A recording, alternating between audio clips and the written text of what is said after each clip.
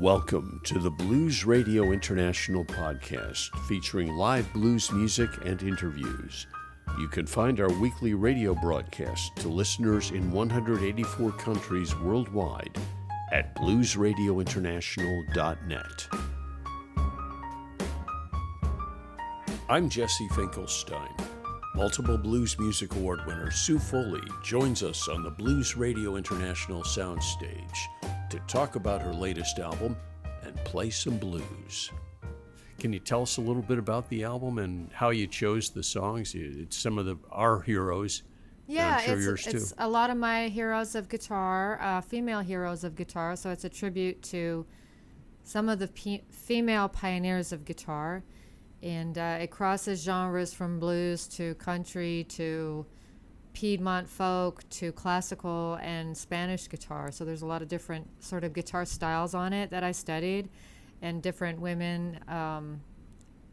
In the album, I wrote extensive liner notes about each artist because they're all such unique characters, and they've all made contributions to both music and culture that are really, made a big impact. So it's really special people that I focused on, and great music, and I did a lot of woodshedding on guitar to learn some of this stuff. So, yeah. How did you come to the decision to do an acoustic album after all the work you've done?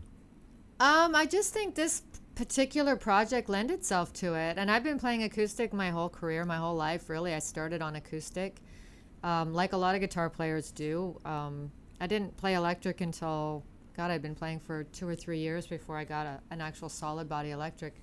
So I started on acoustic. I always used a thumb pick because I played country blues early on.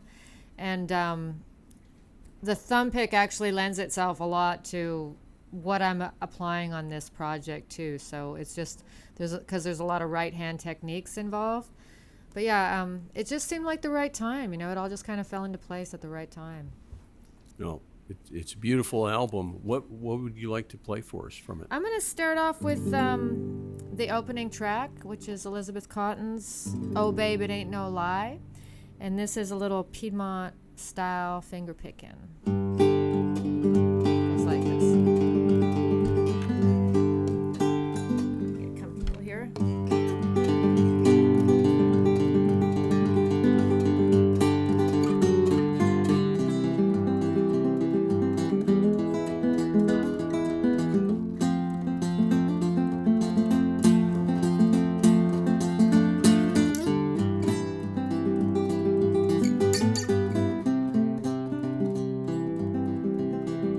One old woman, Lord, in this town, keep on telling her lies on me. Wish to my soul that old woman would die. Keep on telling her lies on me. Oh, baby, it ain't no lie. Oh, baby, it ain't no lie. Oh, baby, it ain't no lie. 'Cause this life I'm living is very high.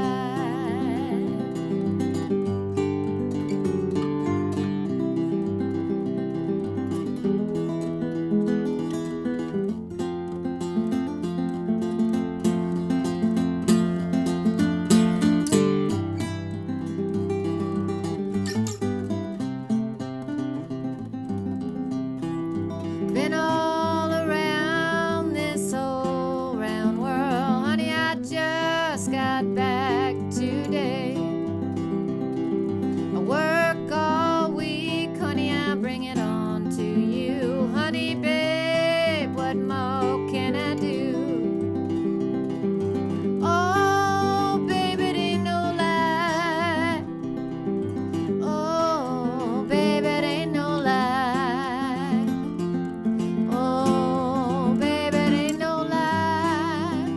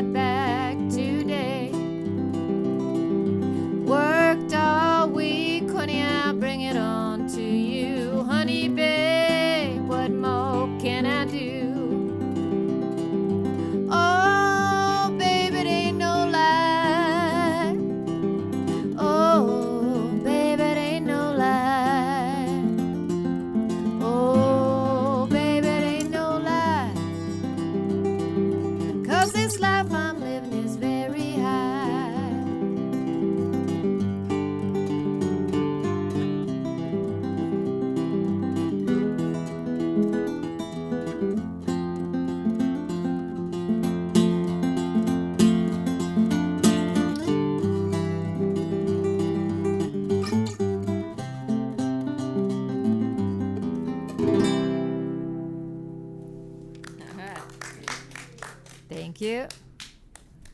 When you're making this album, I'm sure you went through what I went through in looking back on these great female heroes of music. It's not easy for women in music today.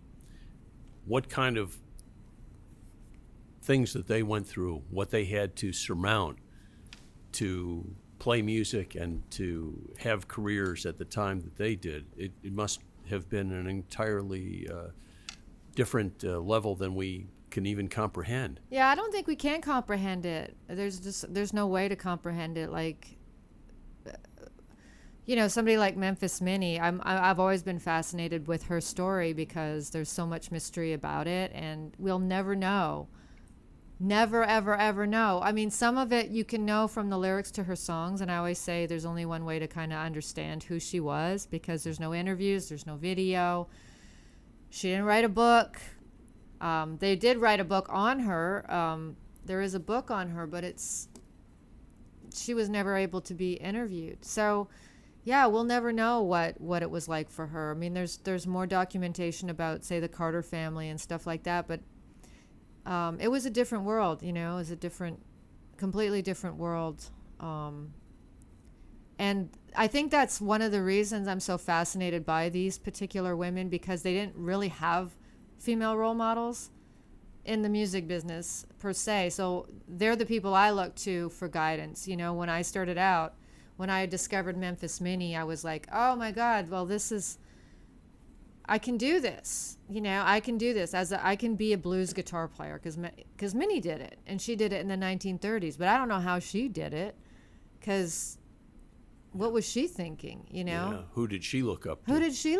How did she figure this out? And how did she have I think it was just courage and vision and, a real desire and passion and a real adventurous spirit, I think, and these are the things, even rather than focusing on their hardships that they would have had to go through, I like to focus on who they were as individuals and how inspiring that is. Did you learn something about yourself in the process? Yes, because this project, I would say, is sort of autobiographical. It can't help but be. As a musician, I think we always internalize everything. We apply it to ourselves and think, how do I send this back to the world? If I'm learning somebody else's music, how do I get it inside of me, and how does it go back out there, So there's going to be a filter that's coming through you anyway. You're the filter, I guess. So yeah, it all has changed me and changed my outlook. But mostly through an inspirational thing, really, and just the awe I feel about, like, when I think about what they did and what they were able to accomplish, and how broad, I always use the word broad, and it's a bit of a pun, but how broad a scope they really had, their legacies. All these women, Maybelle Carter, Elizabeth Cotton, Memphis Minnie, and a lot of the other women I featured on the album. Yeah. Can you tell us about another one of the songs and play it? Yeah, well, let's go into Minnie. I'm just going to tune, because I just changed these strings. They tend to get very stretchy. Let's do a Minnie song. Along that theme, because there's not a lot known about her, there's just kind of secondhand and third-hand accounts and stories. A song like In My Girlish Days kind of tells a pretty stark story about her. So, In My Girlish Days.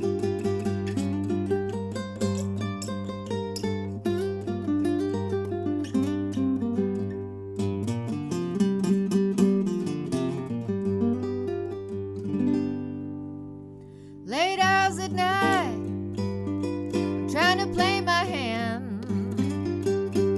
Through my window, out stepped a man. I didn't know no better. Whoa, boy, in my girlish days. My mama cried, my papa did too. Whoa, my daughter, look what a shame on you. I didn't know no better.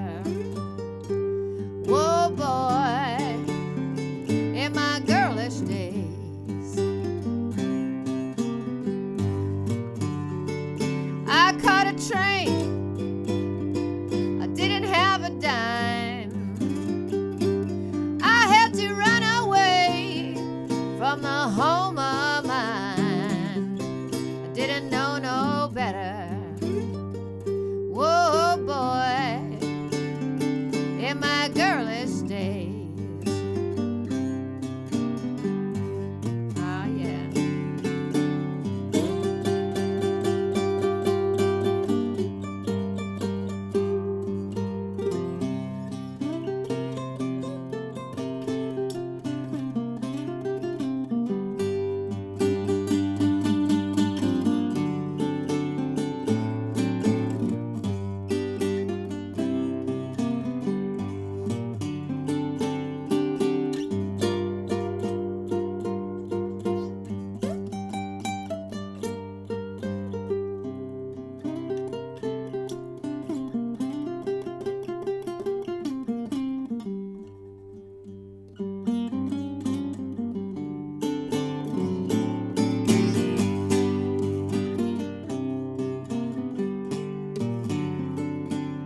I hit the highway, I caught me a truck. 1917, when the world was tough. I didn't know no better. Oh boy, in my girlish days. Now my playmates, they're not surprised. I had to travel for I got wise. Now I know better, and I still got my girlish ways. Yeah.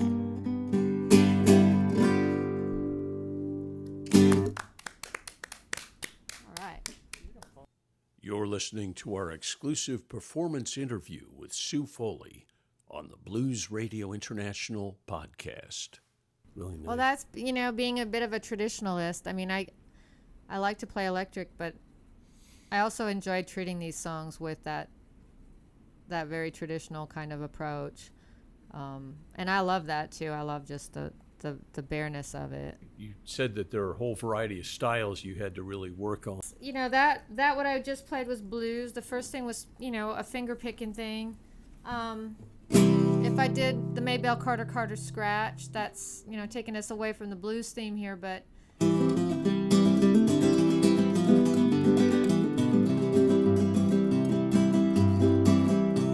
so her style was, she actually used finger picks on her right hand, but and a thumb pick. So I am using a thumb pick, and I just have fingernails. And I'm using, of course, a nylon string guitar, a Spanish guitar, and she used a steel string. So it's a little different. Some of these approaches I had to adapt to this guitar, which was also why it's called One Guitar Woman, because I did it all on this one guitar. This is my flamenco negra that I got in Paracho, Mexico. I'm quite proud of it. And so the whole album, all the different guitar styles are played on a Spanish guitar, which I think is so cool. It's just it gives the whole thing a certain flair as well. But for instance, Maybelle Carter's scratch is pretty complex in its in the way you do it, because you're doing, of course, a pretty steady rhythm strumming pattern, and in between the strumming pattern you're playing lead parts on the bass strings. So with guitar, a lot of times leads are played on the high string and bass is played on the bass string. So she's doing this really sort of counterintuitive thing that's super cool, and it really is one of the most influential country guitar styles, because when she became a radio star on Border Radio that broadcast all over North America, and the Carter family, so many people heard that guitar, and her guitar was the backbone of that group. Musically, it was just a vocal group basically, and guitar. So she was filling in all this stuff herself, and she was very inventive and creative. She wrote all her own guitar parts, and they all were different. If you listen to those old recordings, she always had a little pattern and a little melody that she would pick out to kind of bring the theme of the song forward and keep it kind of moving along, She was just really cool.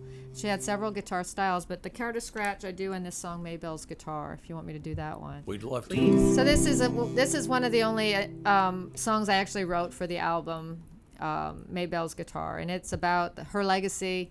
It's about how far-reaching it was, and it also features some of the Wildwood Flower, which is the melody you'll hear picked out, that's just very familiar country melody that she kind of invented. Here we go.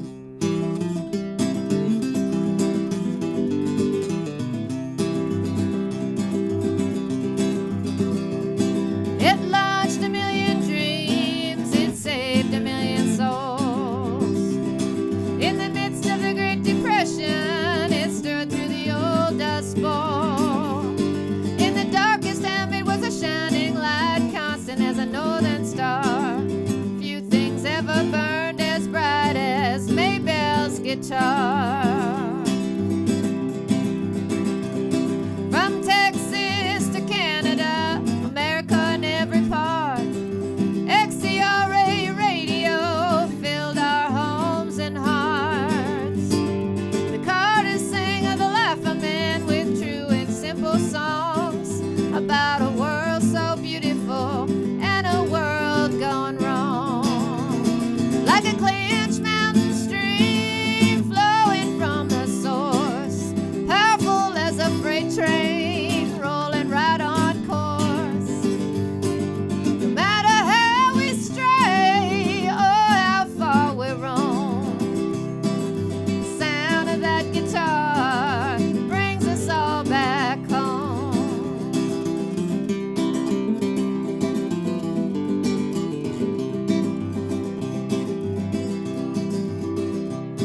They sang in times of need to the forgotten and forlorn, and her Carter scratch rang out through an old Victrola horn, where a young boy sat with dreams of being the next great country star, as he learned to pick out every tune from Maybell's guitar.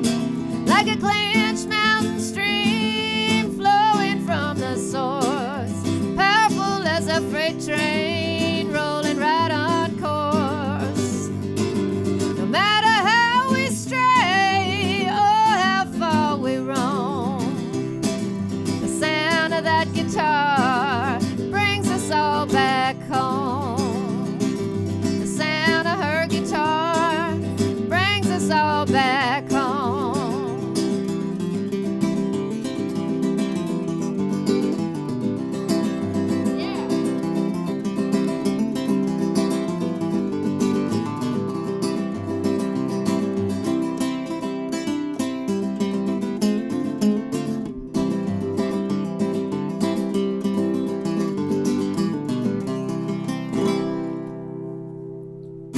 All right. Whew. That's a workout. It is a Yeah, workout. You know, it's there's a lot going on there. Yeah, I can She makes see. it look really easy, which was also very humbling because Yeah. when I was studying it, I was like, oh, this is harder than it looks. Yeah. Yeah. That is something. It's interesting to me. Most of the nylon guitar that I'm familiar with listening to is classical. Right. And there's that warmth that comes, and you can understand in that setting why it works. It's really spectacular to hear you playing these tunes on a nylon string format. Yeah. Was that a tough adjustment to make, or is it just No, felt this natural? this is what I play at home. I play the flamenco guitar at home. And there's a difference between a flamenco and a classical. So flamencos are a little more rugged, sturdy. You know, they do a lot of Yeah. they beat them up. They do a lot of rhythms. You know, so classical is much more pristine. The instruments have a lot of resonance. And I had a classical for a while, beautiful classical, but I couldn't play it because it was too resonant. You know, the sound was too all over the place. But these are very sturdy, which, you know. And what I love about them is they sound warm. I mean, they just have that warmth to it. So everything you play on it has a nice, round, warm sound of the nylon strings, which I think is just a beautiful sound. You know, Willie Nelson, of course, gets away with it and is one of the most famous nylon string players. But I love his playing, you know, his approach. And he plays it on every kind of music, too. Yeah. What other songs can you tell us about from the album? We're taking a beautiful journey through your heroes here and many of our heroes as well.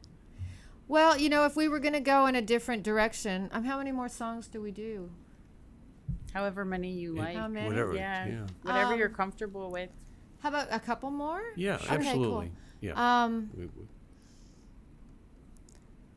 Well, I mean, we could take it into the classical and Spanish, sort of framework. You're Please. driving the Which bus. is, Yeah. which is So, what this guitar is made for, Yeah, Okay. we would love I personally love Spanish guitar. I think it's so soothing. And anyone who can finger a guitar like that, it's incredible. I mean, I could play a little bit of Romance in A minor. I don't have to do the whole thing, but I could just demonstrate. Talking about Ida Presti, who's really is not a household name anymore. In the classical world, she's still known, but she died really young, and she died in her 40s on the road. And she's from France. She was born, I think, in the 1920s. Died in the 60s, late 60s, and she was a child prodigy. Her father raised her to play guitar, and she was in France. And this is the time, when Segovia was becoming a big star in the classical world. Her father revered Segovia, so he decided the child that was in the womb, his next child, was going to be a guitar player. All right. It turned out to be a girl, and he just raised her to play guitar. So she practiced for hours every day. By the time she was in her, I think, barely into her teens, she was already doing concerts to great acclaim. And she was making recordings in her teens. Then her father passed away, and she was left to fend for the family herself as a teenager during, the German occupation of France in World War II. So she had, a really challenging life, but through it all, she played guitar, and she was an astoundingly great, especially technically virtuoso player. A lot of times there's this myth in guitar that, men are, because they're more physically strong, they're able to manipulate the instrument better than women. And that could be true for some things, but she proved that was completely untrue. She was masterfully technical, super fast. Anybody I've interviewed her students, and anybody that ever saw her just said she was enormously, technically virtuoso. And so I think that myth has kind of gone away, but mostly what I like about her is just that she was just so good, so freaking good. And I found one album, a solo album of hers, and as a blues player, playing a classical piece is completely out of my realm. I know how to read music, but I don't read music for my work. I don't need to, so I had to go back and refresh a lot of my memory on how to read notation and follow notation, and learn this piece as a structured piece. Is another thing in blues music. We improvise. We don't play the same thing every night. A classical musician plays a piece of music, and it's that's the music. So I found a piece that I had heard her play on this recording, and I thought, well, maybe I could learn this one. It's called Romance in A minor.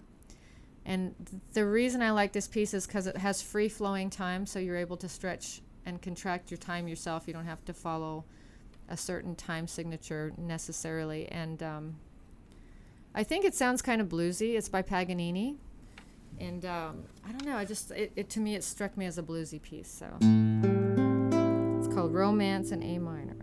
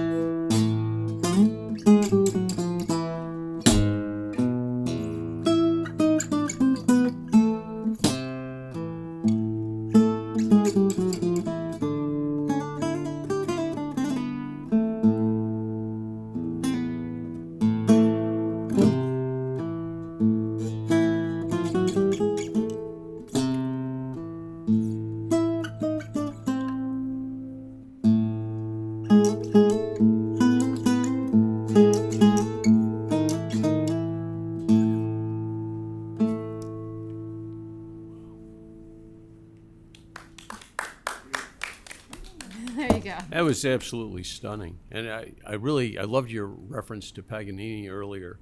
The more I go along in music, many different types, I see the interconnectedness of it all. And you can find blues in so many genres of music, and opera, and so many things that you wouldn't think. And yeah, I and see a vice bunch versa. of patterns in this song that Yeah. sound like popular music passages to me. It's Yeah. really interesting. More of our interview with Sue Foley on the Blues Radio International SoundStage. Let me do a little bit of Malagueña, since Charo was one of my subjects. She's the only subject in this whole album that's still alive and still playing, and I think was hugely influential. Certainly to me, as a young girl, she's the first woman I saw really play guitar. And I saw her on variety shows when I was a little girl, and it took me a while to trace it back, because I've always been fascinated with who the women guitar players were, because I knew I would be a guitar player when I was pretty young. I'm from a family of guitar players, but everybody else was guys, my dad and my brothers, and everybody they listened to were guys that really played. So the first woman I really saw play a guitar was Charo. So she really influenced me that way, and I didn't even realize it till much later in life when I found some old YouTube video, and I was like, oh my God, who is Charo? So I did interview Charo at one point, and she's great. She's still active in her career, very active in her career, in fact, and still touring as a musician, still dedicated to practice. And she was raised in the south of Spain, studied at Segovia's school in Madrid as a classical musician, so very disciplined, serious guitar study. And then they had gypsies that camped on their property. So she also had this influence of flamenco, which the flamenco and the classical are from the same family of music, but they're not. One is improvised and flourished and passionate, and one is disciplined and structured, and you know what I mean? So she's got these two elements to her personality in the guitar world, which I find really fascinating, because a lot of classical musicians don't improvise, and a lot of flamenco musicians probably don't have that classical sort of, I don't know what you would call it, structure maybe. They're it's more free music, So this is just a bit of Charo's Malagueña.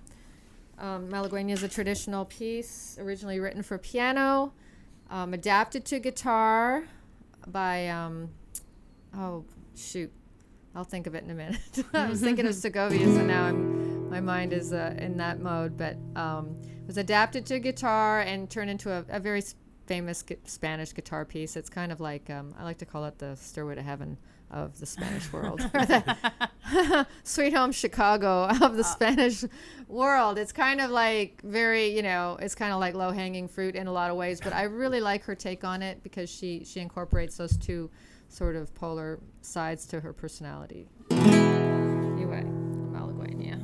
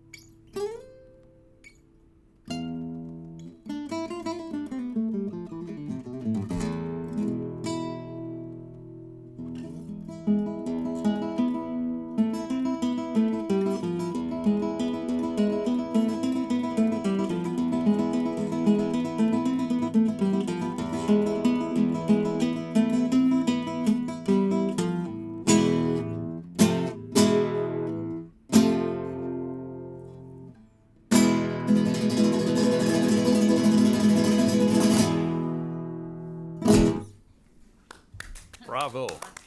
Thank you. Yeah. Wow. As listening to you, I really think about you're dancing at the intersection between structure and improvisation in a way that really informs us differently about music. It's a different approach because we have things cut into categories perhaps by people who don't know much about music, but then when you see it all as a continuum and what you're bringing us is a nice display of how it all fits together. Thank you. Yeah, I think actually ideally music is structured and improvised. That kind of makes the perfect sort of midpoint, really, because you need the structure to kind of, because the structure's there for a reason, right? It's just holds things in place, but you don't want to get so lost in the structure that you can't move around in it and change it. You know what I mean? Sure. But well, it's a platform from which you fly. Yeah, and and then it's the you same return. with blues. You know, blues has a real distinct structure. I've thought about it a lot. You know, with just the structure of a 12-bar pattern, the 1, the 4, and the 5 turnarounds, and how everything fits together like a puzzle piece. But once you learn all that, then you need to forget it all and just play. You know, and it's interesting how you kind of learn how to do that over time. Can you share one more with us? Sure. You've been very generous. Let's do let's go back to Memphis, Minnie. Do Ain't Nothing in Ramblin'.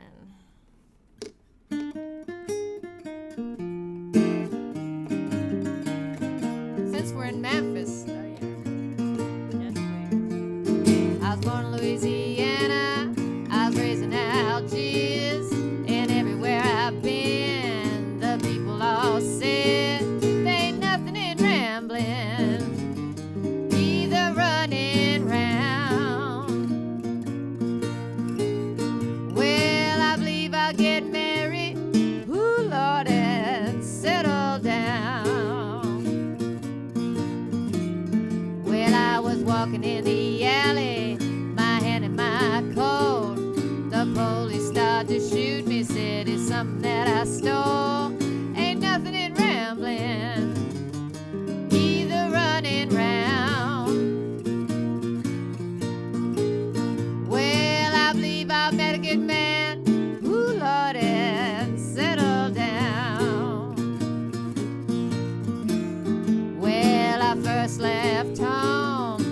up in Tennessee. Everybody was begging to come and stay with me. There ain't nothing in rambling, either running round. Well, I'm gonna get a good man, ooh Lord, and settle down. Oh, let's go now.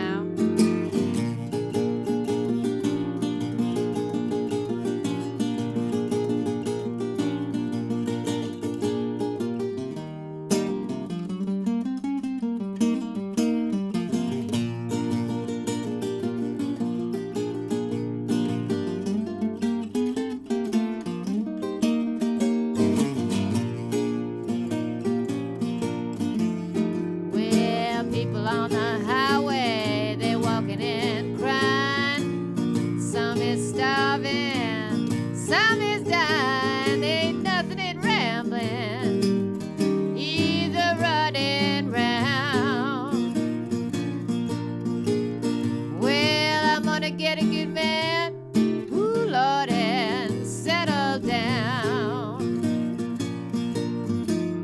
Now you can go to Hollywood, try to get on the screen. I will stay right here and eat my old charity bean, 'cause ain't nothing in rambling, either running round. Well, I'm gonna get a good man, Lord, and settle down.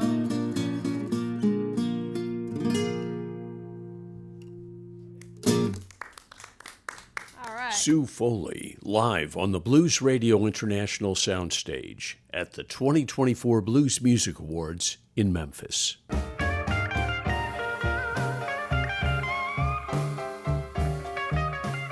Thank you for joining us for this edition of the Blues Radio International podcast. Make sure to check out our weekly worldwide radio broadcasts and exclusive videos at bluesradiointernational.net. I'm Jesse Finkelstein. Be sure to join us next time on the Blues Radio International podcast.